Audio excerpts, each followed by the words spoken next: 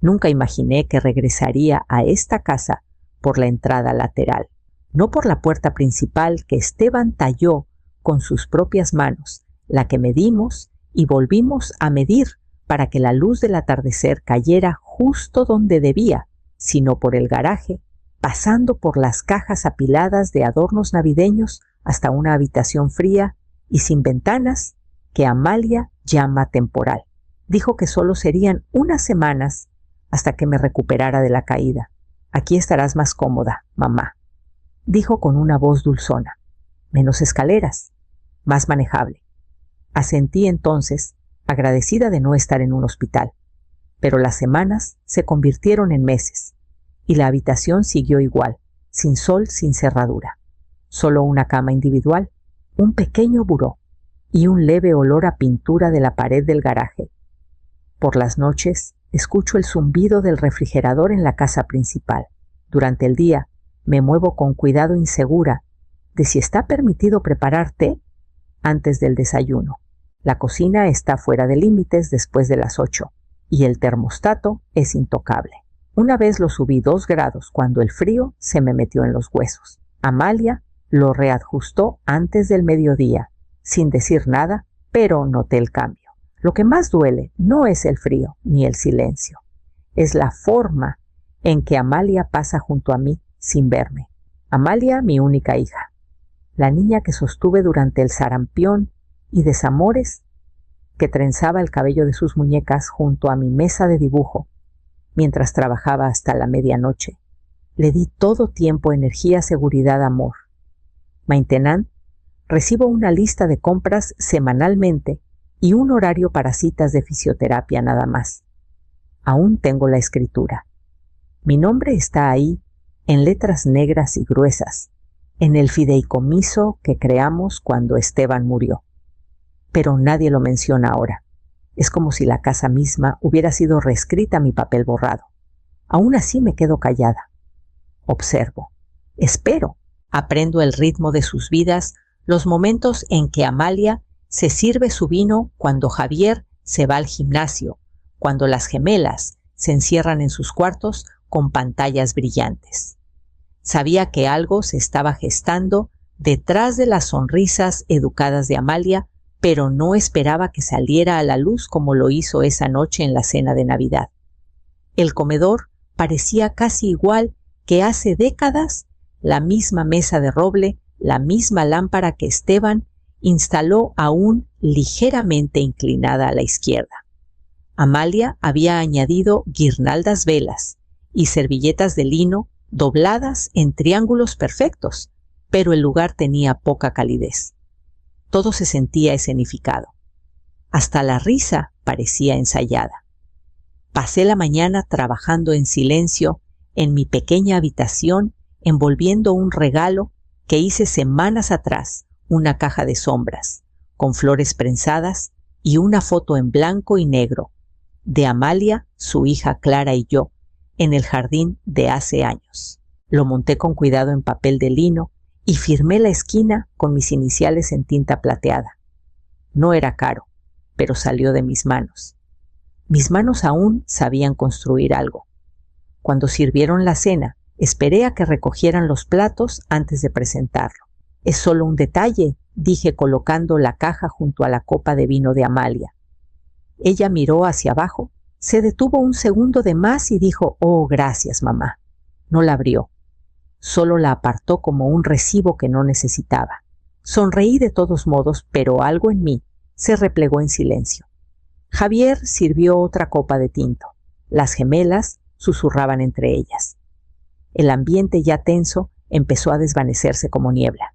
Entonces pasó. Amalia no alzó la voz. Solo se recostó girando su copa y dijo: «Tenemos que hablar de lo que sigue». Su tono era el mismo que usaba para despedir a alguien de su boutique. «Llevas meses aquí, mamá.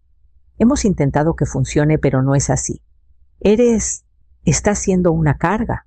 Nadie habló. Javier carraspeó, pero mantuvo la vista en su plato. Clara bajó la mirada. Mantuve las manos cruzadas en mi regazo. El aroma a pastel de manzana especiado aún flotaba en el aire. Amalia siguió sus palabras, ahora más precisas. Creemos que es hora de que busques algo más apropiado, un lugar con cuidados. Apoyo. Asentí lentamente. Mis manos estaban frías. El tenedor que acababa de usar yacía inmóvil junto al plato de postre. Esa noche me senté al borde de mi cama estrecha, con la caja de regalo, sin abrir en el suelo, y comencé a pensar en Ancho. Realmente significaría irme. Esa noche no pude dormir. Me quedé despierta, pensando en lo fácil que le resultó a Amalia decirlo. Eres una carga como si todos los años previos simplemente se hubieran esfumado. Cuando Esteban murió, rechacé un trabajo soñado en Guadalajara. Amalia tenía 17 años, estaba de luto perdida. Me necesitaba, así que me quedé. Enseñé medio tiempo, tomé trabajos freelance desde la mesa de la cocina y nunca miré atrás. Cuando quiso abrir su boutique, ella tenía la visión, pero no los recursos. Retiré lo que quedaba de mi pensión para ayudarle con el contrato de renta. Tú hiciste esto posible, me dijo. Le creí. Luego vinieron las gemelas. El posparto fue duro. Amalia apenas salía de la cama y Javier siempre estaba tras universidad tardes. Me mudé sin dudarlo. Alimenté a las bebés, las arrullé para dormir, lavé biberones toda la noche, perdí ofertas de trabajo, amigos estaciones enteras, pero me dije que estaba haciendo lo que importaba. Cuando se atrasaron con la hipoteca, la pagué en silencio mes tras mes. Nunca pedí que me la devolvieran. Pensé que el amor era pago suficiente. Incluso ahora recuerdo preparar lonches escolares cuando Amalia olvidaba coser cortinas, cuando estaba abrumada, quedarme despierta para arreglar una llave rota para que no tuvieran que llamar a alguien. Yo era el pegamento invisible. Pero el pegamento se agrieta eventualmente, y esa noche todo se sentía quebradizo. Miré alrededor de la pequeña habitación donde dormía ahora el espacio para huéspedes en la casa que ayudé a construir y me di cuenta de que ni siquiera tenía un cajón propio. Todo lo que di y aún no era suficiente. Tomé mi cuaderno de diseño, pasé las páginas de bocetos de casas que nunca construí y me detuve en una página en blanco. Mi mano dudó con la pluma. Tal vez no me habían borrado. Tal vez solo había dejado de trazar las líneas yo misma. Y tal vez mañana empezaría de nuevo. Esperé hasta que la casa estuviera dormida.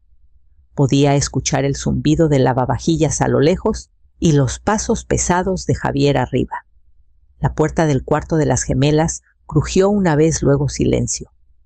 Me senté al borde de la cama por un largo rato, con las manos cruzadas, en el regazo la caja de flores prensadas aún donde la había dejado caer.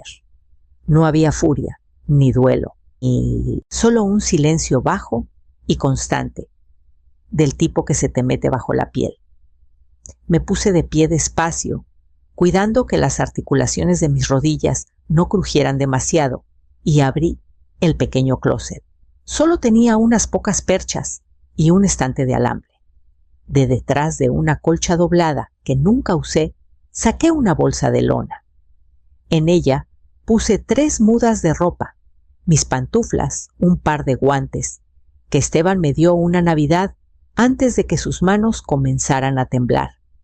Luego tomé mi viejo cuaderno de diseño del estante, el que llené con notas, bocetos y planos que nunca mostré a nadie. Dentro de la portada había una foto de Esteban y yo, frente a esta casa sosteniendo una viga de madera, entre los dos como si no pesara nada. La miré por un largo rato antes de guardarla en la bolsa. Luego, bajo el cajón inferior, detrás de un panel falso, alcancé una caja de madera cerrada con llave. No la había abierto en años. La llave aún colgaba de una cadena delgada alrededor de mi cuello. El metal hizo un clic suave al girar, revelando un conjunto de documentos legales envueltos en plástico con los bordes aún nítidos. Ahí estaba. El fideicomiso vivo, la enmienda, la escritura, todo aún a mi nombre, todo válido. Revisé las firmas, las notarizaciones. Mi abogada Clara había insistido en que mantuviéramos todo formal después de que Esteban falleció. Nunca sabes qué depara el futuro, dijo. Tenía razón. Cerré la caja, la devolví a su escondite y me senté de nuevo. No necesitaba correr, no necesitaba discutir, solo necesitaba recordar lo que aún tenía. La luz del amanecer llegaría pronto. Esperé hasta que la casa estuviera vacía. Amalia estaba en su clase de yoga. Javier había llevado a las gemelas fuera. Hice la llamada desde el cuarto de lavado, donde nadie me oiría. Clara contestó al segundo timbrazo. Elvira Morales, dijo cálidamente. No perdí tiempo. Le conté todo desde la cena de Navidad hasta los papeles de desalojo aún calientes en la bandeja de mi impresora. Escuchó luego, preguntó, ¿estás lista para reclamar lo que ya es tuyo? Lo estoy, dije. Los documentos seguían siendo válidos. El fideicomiso vivo que Esteban y yo establecimos después de su diagnóstico nunca se disolvió. Yo seguía siendo la única fideicomisaria. La escritura aún era mía. No había venta ni transferencia legal. Amalia había asumido, pero las suposiciones no superan a las firmas. Clara me envió el paquete completo por correo electrónico. Lo imprimí en el rincón de la oficina mientras no había nadie en casa. Página tras página de pruebas notarizadas. Mi nombre, la firma de Esteban. La casa nunca fue de ella. Esa noche, Amalia mencionó casualmente que estaban considerando algunas remodelaciones. Javier tiene un contacto que puede convertir el ático en una suite para huéspedes. Subirá el valor de reventa. Sonrió girando su vino. Solo pensando a futuro. Asentí. La dejé hablar. La dejé soñar. Me veían como irrelevante, solo un nombre en las sombras. Pero olvidaron que yo fui quien puso los cimientos en el terreno que Esteban y yo elegimos juntos bajo los árboles, que plantamos antes de que ella naciera. Regresé a mi habitación, cerré la puerta y extendí cada página del fideicomiso sobre la cama. Releí cada línea, no por duda, sino por fortaleza.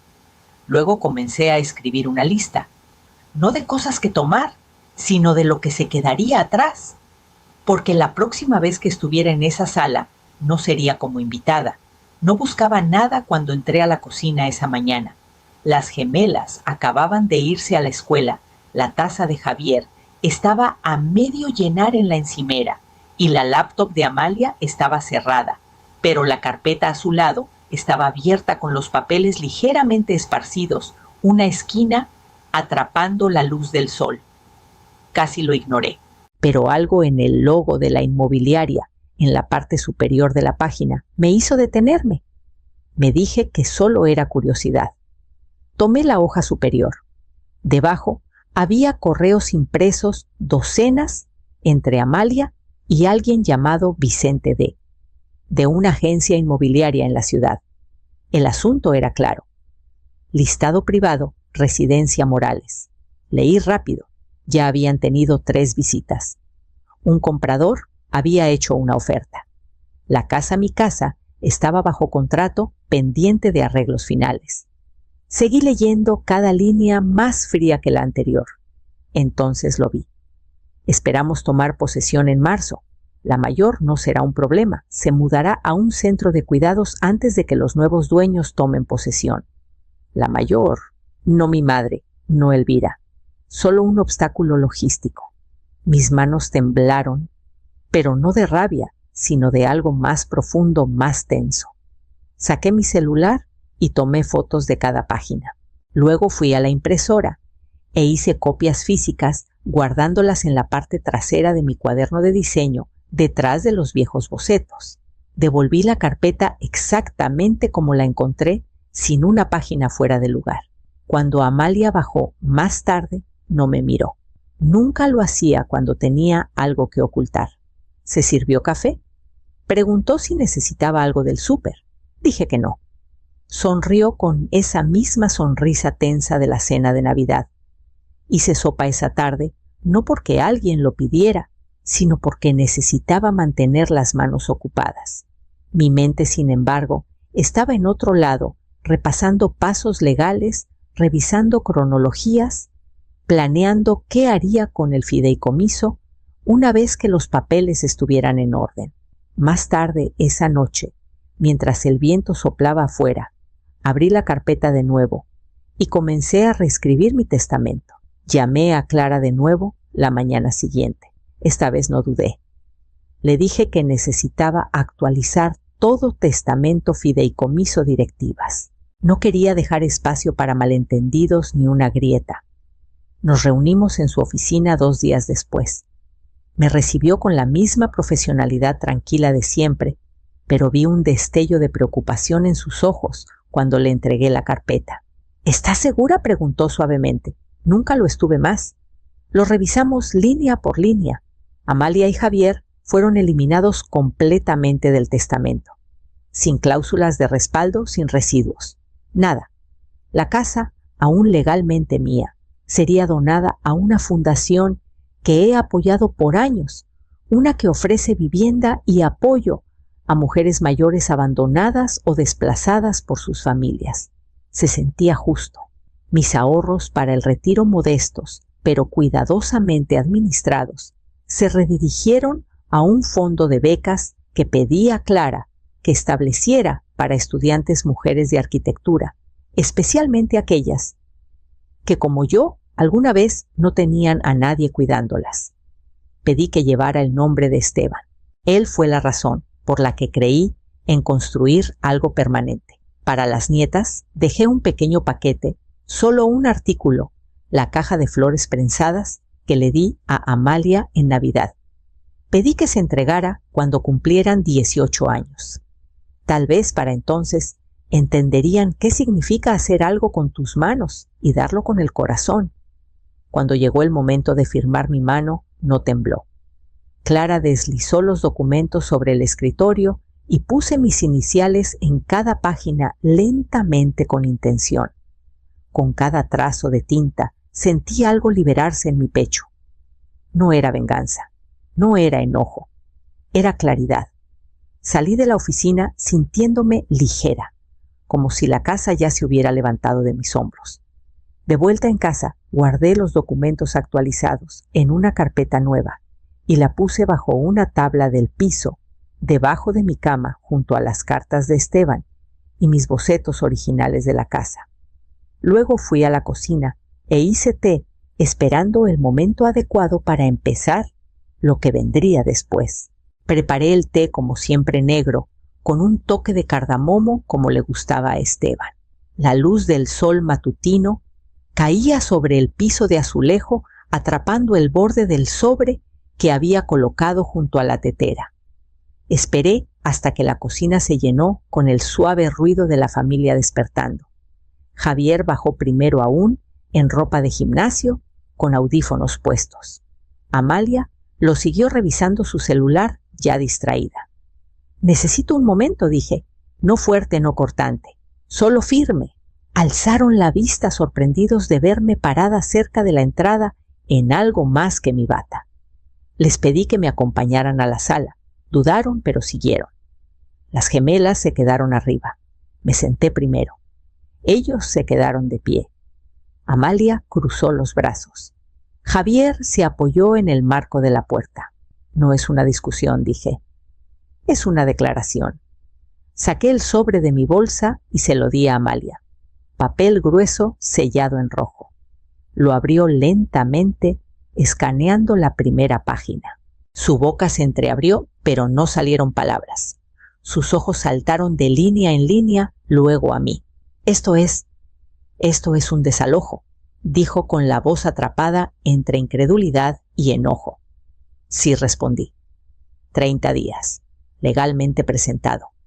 Toda la información está dentro. Javier dio un paso adelante. «¿No puedes simplemente?» Pero me puse de pie antes de que terminara. No alcé la voz, no expliqué. Solo los miré como si los viera por primera vez, no como mi familia, sino como inquilinos que habían sobrepasado su bienvenida. «Puedo», dije. Y lo hice. Luego me di la vuelta y salí de la habitación con el vapor de mi té flotando detrás de mí. No necesitaba ver su reacción, no necesitaba escuchar las protestas, las excusas, la suavidad repentina que siempre llegaba tarde. Dejé los papeles y el silencio hacer lo que debían. Arriba, en la quietud de mi habitación, abrí la ventana un poco. El aire olía a fresco y humo de leña. Y por primera vez en meses dormí sin soñar. Habían pasado casi 3 semanas desde la notificación de desalojo cuando vi a Amalia de nuevo.